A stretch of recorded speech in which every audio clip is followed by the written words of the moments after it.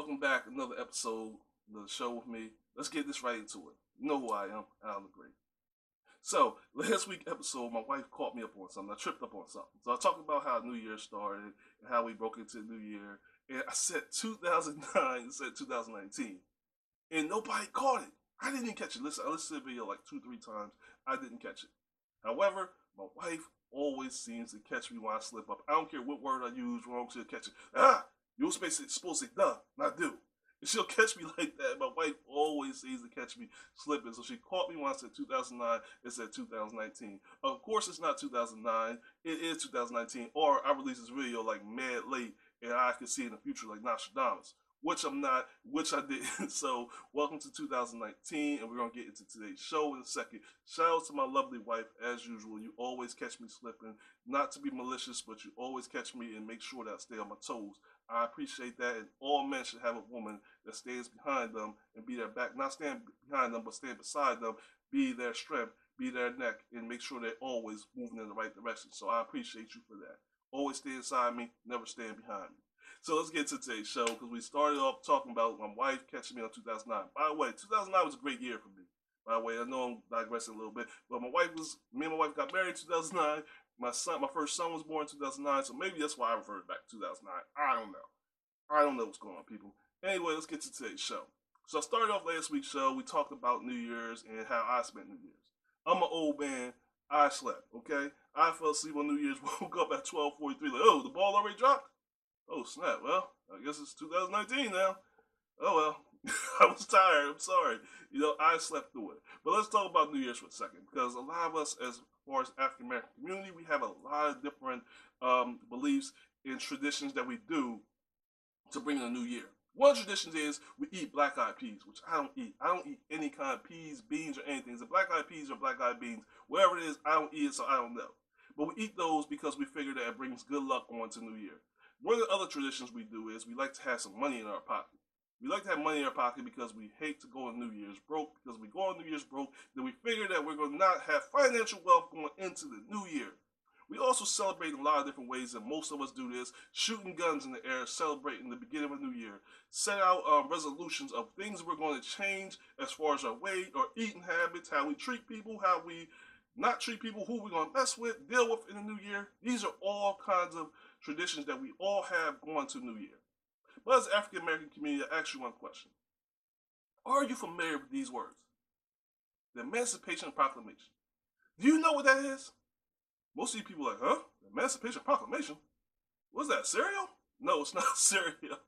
No, it's not cereal. No, it's not a disease, infectious disease. What it really is it's the law that was written, documentation that was written to law by Abraham Lincoln in 1863, where he abolished slavery. He abolished slavery of all black people, black slaves in the southern parts of America, as well as the northern parts, which really didn't have many slaveries in that area. So abolished and gave us freedom of slavery. Now on January 1st, 1863, where a lot of us today were celebrating or the beginning of a new year, or the new traditions of shooting guns in the air, what these people were celebrating in 1863 was the idea of finally being free. Free from the bondage of tyranny. Freedom from these plantations of working for free. Freedom of separation from their family. Freedom of having the opportunity to own their own land and their own future. Freedom to be truly parents and not be under the restrictions of plantation owners. But we don't know nothing about the Emancipation Proclamation. And this was a dope idea and a great thing that Abraham Lincoln did, right? At least I thought so too. Then you know me. It's never that cut and dry with Alan the Great, right? It's never that cut and dry. There has to be something to it if I want to talk about it. So let's get right into it, all right? And by the way, we're about 5 minutes in. Half of y'all probably already cut the show off. Like, man, I don't want to hear about the Emancipation Proclamation. That's fine, because those people who already cut the show off or can't make it the full 30 minutes that we're going to go into, or the same people that go to dinner, take 3 bites of the salad, push it away, but when that steak dinner come with that lovely loaded potato with maybe some string beans or some asparagus, sitting there eating that 12-ounce steak all the way down to the bone, eating all that asparagus, those potatoes, even though after the 4th bite, your stomach told you and your body told you no. It told you no, but your mind's saying I can take a little bit more of it. So you're the same person, okay? What does that have to do with today's show? Absolutely nothing, only to point out that some people run away from education, and that's the reason why you don't know what the Emancipation Proclamation is, or some of the things that we're going to educate you on in today's show. So let's get right into it, because I'm not here to preach to you. I'm just here to talk to you, people. That's all. I'm just here to talk to you. So let's get right into it. So in 1863, January 1st, 1863, Abraham Lincoln freed all African American slaves. But what was the underlying to this? Was he just a nice guy? Because that's what I thought. I was like, man, why would he do that? Why would he do that? Because you think about it. Slavery had driven the American economy back then. Think about it.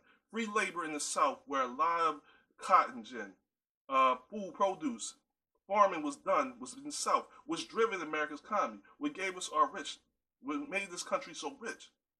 But it was based off of free labor, which was the labor of slavery. Because think about it, there was no laws back then that told slaves that they only can work X amount of hours, X amount of days.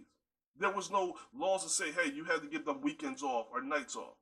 There was no laws to protect them from how they were treated, what they ate, where they lived, how they were separated from the family. They were whipped, beaten. We all know it. We all seen the movies.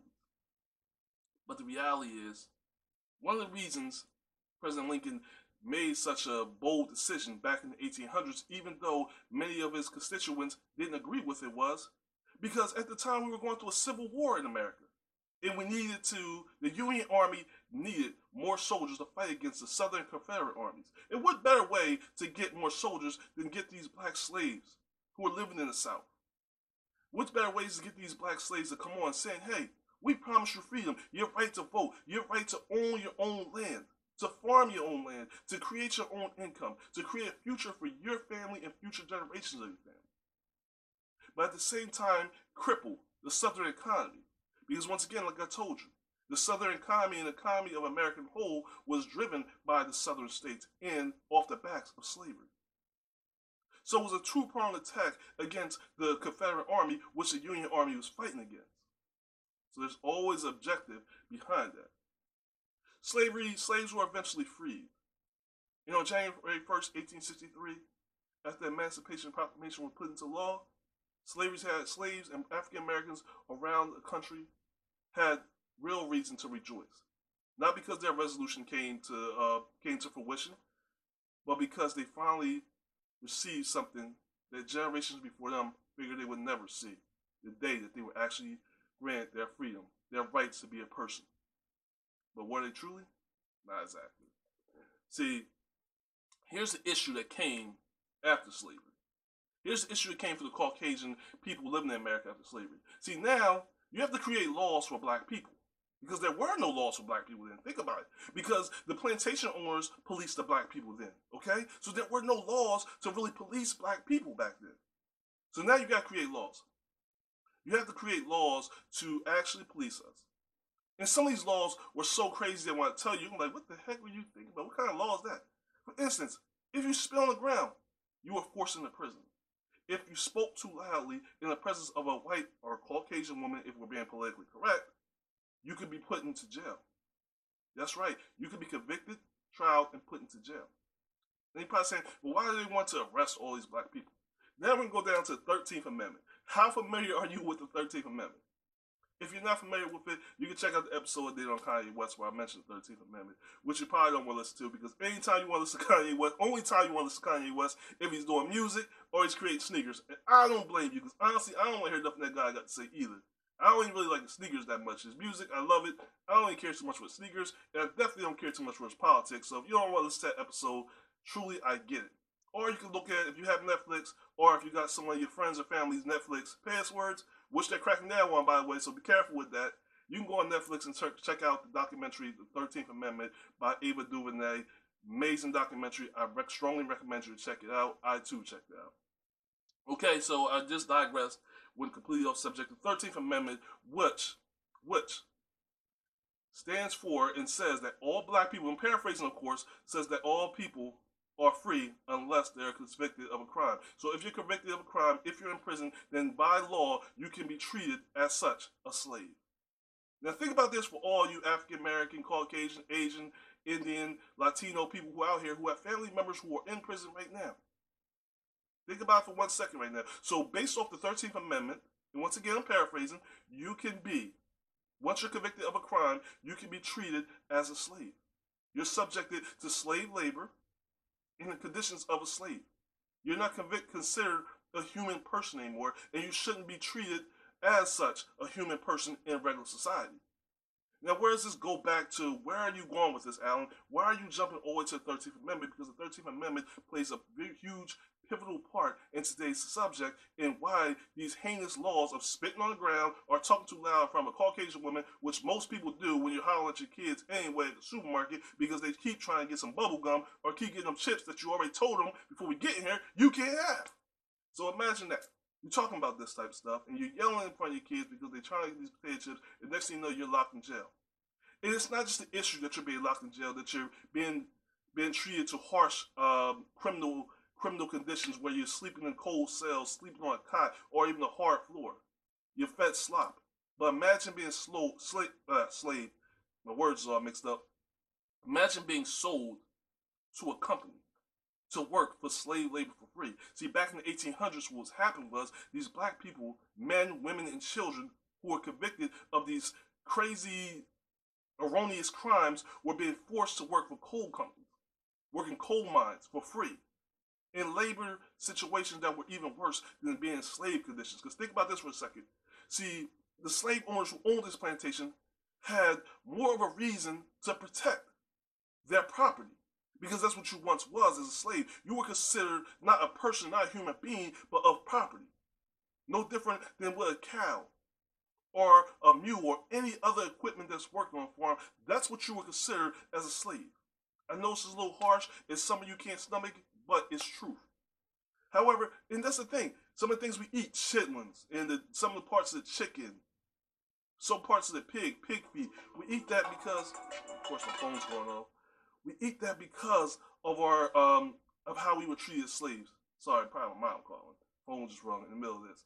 But we were eating some of these things because we were treated as such slaves. These are some of the traditions we carry on today. And that's where these things we eat come from slave times. But see, in the coal mines, you weren't even given those type of foods. Some people were worked to death. They were dealing with sickness and worked to death. And you were sold as a prisoner to these companies. Think about today, society. Already discussed this in episode. Check out the 13th Amendment documentary by Ava DuVernay on Netflix. It'll tell you, even today's society, prisoners are being sold to major companies to work. Think about this. You get a degree in prison. What does it do for you? Are you going to be if you got a felony, you can't go work for Microsoft. So what does it matter if you have a computer degree? Unless you're not open a business or run a business or have financial backing to create your own business, what does it truly do for you? I'm just saying. I'm not trying to talk at you people. We just having a conversation. Just join in on it, have a conversation, okay? So, a lot of times these people back in the 1800s were being forced labor to work at coal mines, being arrested for erroneous crimes. But that wasn't the only thing. That wasn't the only atrocity that was happening back in the 1800s, because they had to solve this issue in the southern states of now being prohibited to have slave labor. Free labor of the people who were working on their cotton plantations or their produce plantations. They couldn't have it no more, and by law now, you couldn't force a person to be slaves to work on these plantations, or could you? See, the law is an interesting thing. Because think about this for a second, all right? We all owe debts, right? I owe debts, you owe debts, we all owe debts. Some people go out here and get these title loans, which is very, very popular right now, which I completely... I would tell you, do not do. It's a complete ripoff, and they charge you 100% on these interest loans. I never got one, don't want one. I don't think you should. So you got these title loans, these payday loans, right? Then you got these other loans where you got mortgages, right? You got electric bills, you got cable bills, you got phone bills. Everybody has debt and have bills, right? And sometimes we don't always have the money to pay our bills. Sometimes we just don't want to pay our bills. So what happens when you don't pay your bill? What happens? If you don't pay your debt and you owe somebody money, what happens? If you borrow money from a neighbor or a friend or a bank, what happens when you owe money? You receive a threatening letter, maybe a phone call. We're going to take you to court.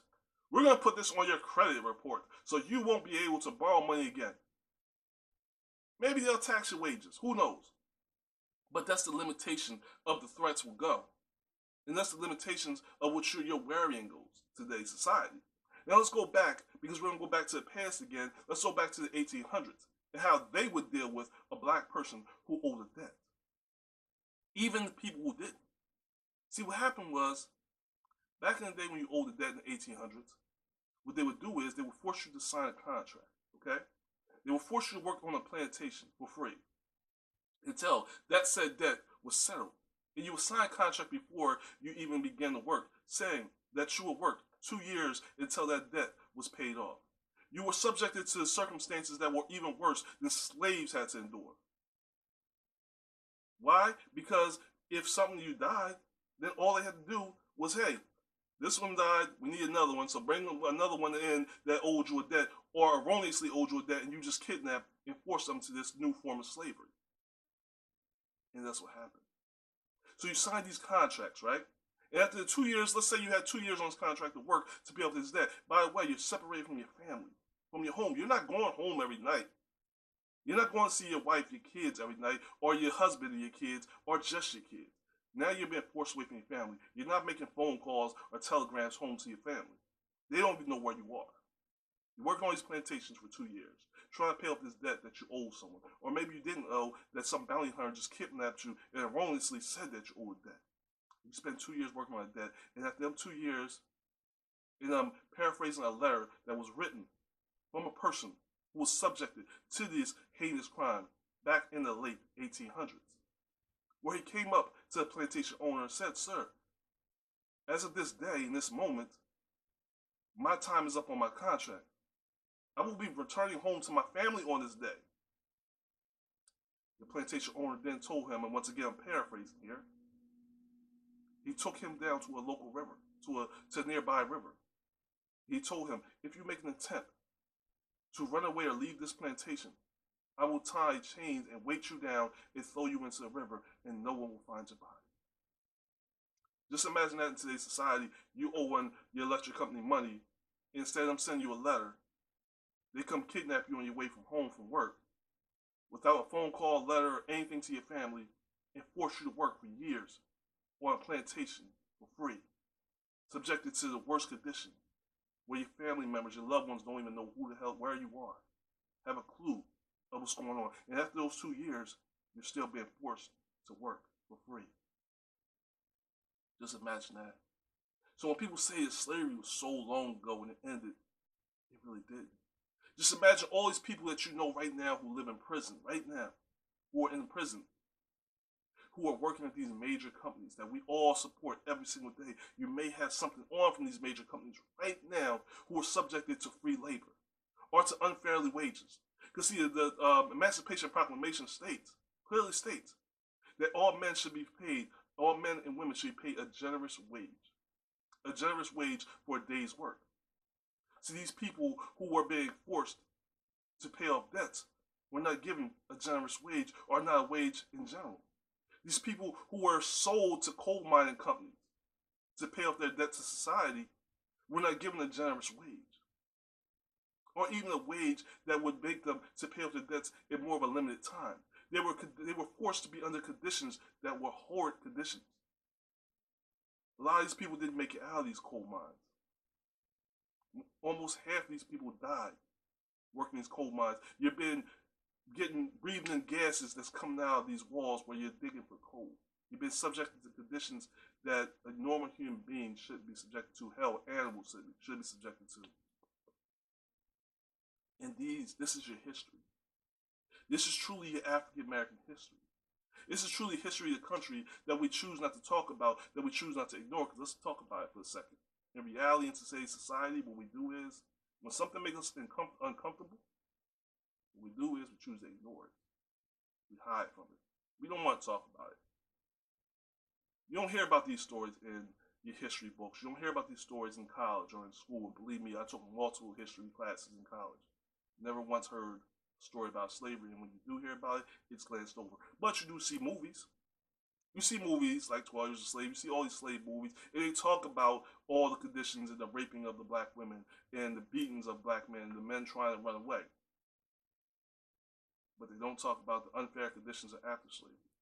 And what they definitely don't do is talk about what your history was before slavery. So what I say is, we shouldn't be talking about having African American history. We should be talking about this is black. Or, I'm sorry, we shouldn't call February Black history. You should call it African American history, because the reality is none of the history that is taught to us and talked about today goes before slavery. And what I always say to people is, if that's the case, then you're telling me that my whole existence had begun at slavery. So my existence as an African American on this earth was at slavery and nothing before. And we all know that's not the truth. So maybe we should start seeking out the truth. I recommend all of you check out the Emancipation Proclamation. Look into it. Figure out what really happened. And as you celebrate the next year and the new year, think about all your ancestors who lived on these slaves, on these slave plantations, who were subjected to these heinous situations, who were separated from their family, beaten and raped, forced to have a mindset, a fragile mindset that we have today. Think about how they felt. Think about all the things that they see. When you choose to eat them pig feet that you love, I know my mom loves pig feet. She loves chitlins and oxtails and all that stuff that I ain't eating. My grandpa eat muskrat. I ain't eating none of that stuff. I know probably like, ew, I'm not eating that either. I ain't eating that stuff. My grandpa loves the muskrats and all that crazy stuff, and he's from these southern states. My mom loves the pig feet, the chitlins and all that. But think about this for a second. I'm speaking to you too, Mom. Think about this for a second. A lot of things you're eating, that you choose to eat, was things that were forced for us to eat when we were slaves. We were given those things not because they were a delicacy, not because it was something that we really wanted, because we were given the scraps of what our slave masters didn't want. Think about this for all Caucasian people, or all the people who are out here that talk about, well, slavery such long ago, let it go. Think about this for a second. Slavery still exists to this day. Just because you put lipstick on a pig or a wig on a pig, it don't make them a human being. It don't make them a beautiful woman. A pig is still a pig, regardless of how you dress them up. And no matter how you dress up slavery, no matter how you change the words or the way it's written into law, slavery is still slavery. So when you say it doesn't exist, and when most prisons are made up of African American people, then you have to realize that slavery still is alive and well. It's still striving in this country. It's still backing free labor. It's still a problem that needs to be addressed. We're going to go more into, after slavery, how the civil rights movement still needs to be pushed on. How just because the Emancipation Proclamation came to law and freed slavery didn't end the battle for equality for black people. But we'll talk about that on a different subject, because I'm not trying to overload y'all, and I'm not trying to preach to y'all. I'm trying to talk to y'all. And I know I probably lost half of my salad-eating audience because they want to get right to them steaks, so you probably checking out the Breakfast Club or something more interesting, where it's more controversial and it's more ratchet. And I'm sorry if I'm not ratchet enough for you, but I wanted to give you a little bit of some good cooking, some soul food for once. Something that's going to feed your brain, feed your soul, and remind you and let you know not where you're going, but where you came from. So I hope you took something from this episode. And if you like what you heard, please hit that like button. Please, if you want to hear more from Past and Present Podcast from me, Alan the Great, or from my amazing, extraordinary guests, please hit that subscribe button. And don't forget to ring that bell, so you'll get the notifications of when we upload new episodes, which are every week. And as you ring that bell, think about the bell that rings for freedom, and think about it. Be gracious and be grateful for the freedom that you have today. When you go pay your debt collector, think about all those people who were enslaved and forced to do free labor because they owed debts.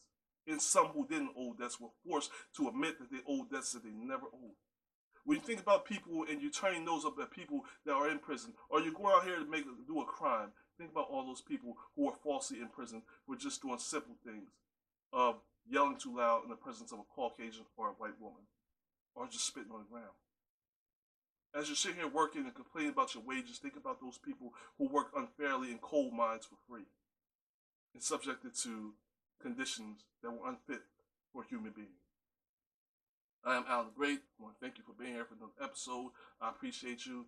I love you. And as always, before I end this episode off, I got one last thing to say to you. You're not part of the issue, you're part of the problem. Stay tuned.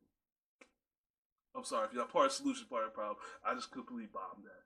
If you're not part of the solution, you're part of the problem. And now I'm going to end it off with stay tuned. Peace.